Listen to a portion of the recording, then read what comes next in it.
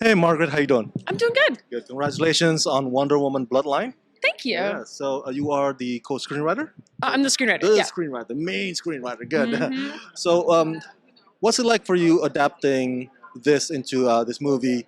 Considering that Wonder Woman's such an iconic character over the years, any pressure, any challenge? Was it fun for you the process? It was super fun. A lot of our material in this film comes from my favorite Wonder Woman line, which is by Greg Rucka and Drew Johnson, Okay.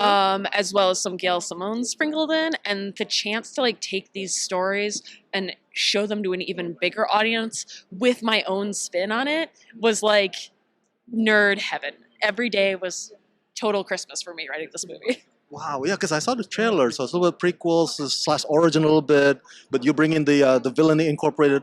This. Can you talk a bit about the decision behind that?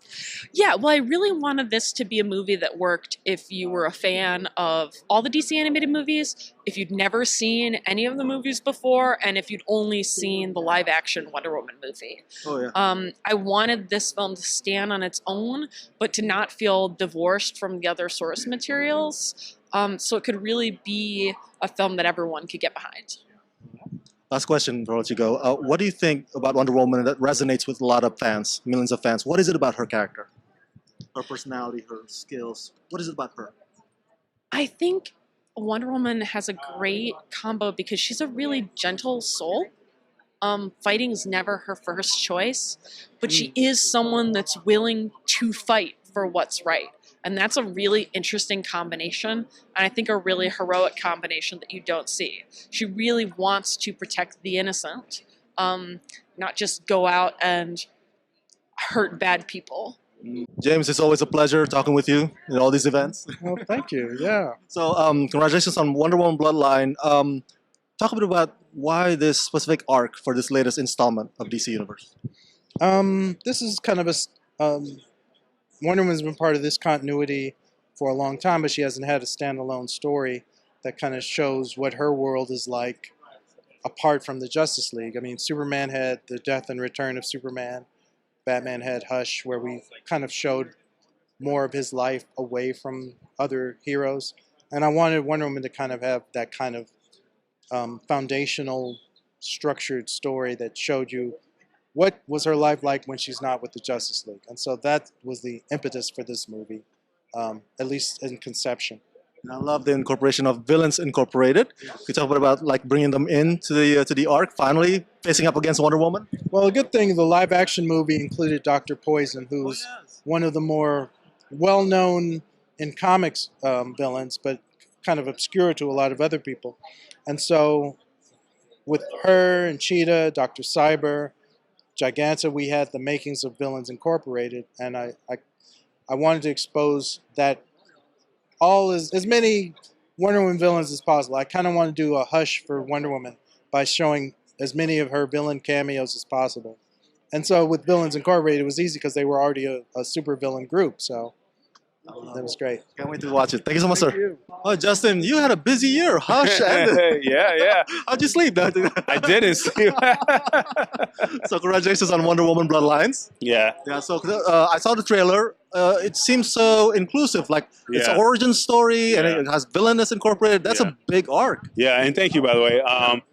Yeah, man, this thing is huge. By the time I got on it, the script was already done. I was told I could make no more changes to the script, which was fine, but to see how we took her origin and then we entered it into our universe in a different way, I thought it was fantastic. I'm like, man, this is gonna be a lot of fun, So Very ambitious. yeah, very ambitious, but it's not super complicated, We wanted to do a lot of drama, what it is.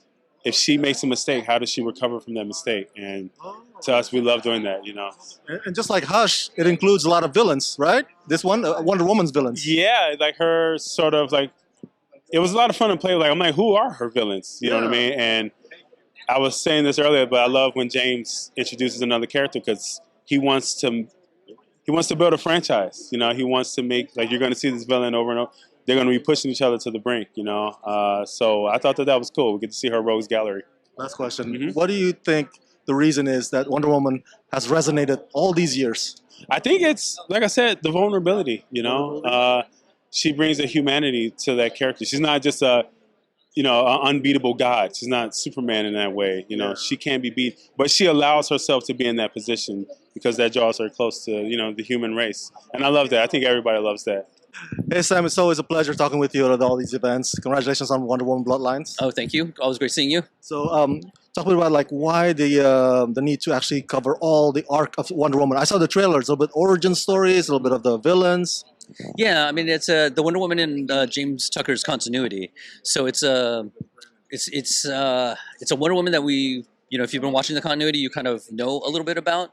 But James is, through a conversation that we had, as I understood it, kind of felt like a lot of people don't know who Wonder Woman's, you know, villains are. They don't know who her cast is. You know, they're very familiar with Batman's, you know, life and the people that surround his life.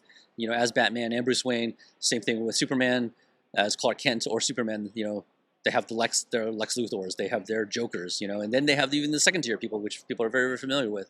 Whereas Wonder Woman kind of doesn't have that, right? So I think with him is like he wanted to, you know, have a story that sort of brought in a lot of, you know, people that are from her life. You know, maybe not as many. There's like the Etta Candy is introduced. You know, Steve Trevor, a lot of time is spent with them and their relationship.